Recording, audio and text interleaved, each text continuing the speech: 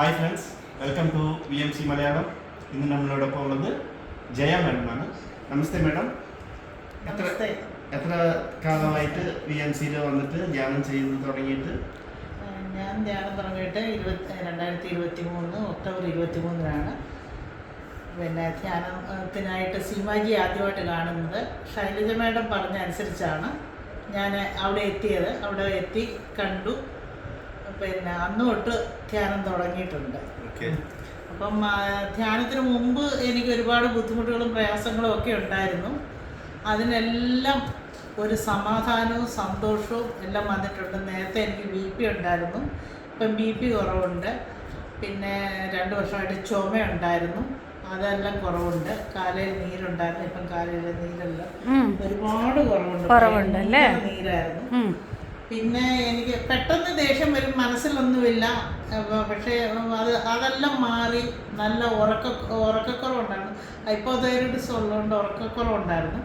ഇപ്പം അതിനെല്ലാം മാറ്റം വന്നു. ഒരുപാട് മാറ്റങ്ങളുണ്ട്. പിന്നെ നമുക്ക് സാമ്പത്തികമായിട്ടും എല്ലാം ബുദ്ധിമുട്ടിലായിരുന്നു. പിന്നെ ഇപ്പം എൻ്റെ കുഞ്ഞിന് നല്ല ജോലി ശരിയായി, മോക്കും ഒരു ജോലി ശരിയായി. എനിക്കൊരു മോനൊരു കുഞ്ഞുണ്ടായി, ഇപ്പം 3 മാസം പ്രായമായി. അങ്ങനെ എല്ലാം കൊണ്ടും എനിക്ക് സന്തോഷവും സമാധാനവും എൻ്റെ ജീവിതത്തിലേക്ക് വന്നിട്ടുണ്ട്. പിന്നെ അതുകൊണ്ട് എല്ലാവരും ഈ ധ്യാനത്തിലേക്ക് വരണം, VMC അറിയണം.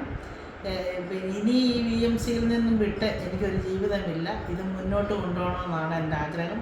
എല്ലാ ദിവ്യാത്മസ്വരൂപർക്കും, സീമാജിക്കും, സുഭാഷിക്കും, പത്രിജിക്കും എല്ലാവർക്കും എൻ്റെ ഹൃദയം നിറഞ്ഞ ആത്മപ്രണാമം. എല്ലാ ദിവ്യാത്മസ്വരൂപർക്കും കൊണ്ട് എല്ലാവരും ഇതിലേക്ക് വരണം, ധ്യാനം ചെയ്യണം, സസ്യാഹാരികളാകണം.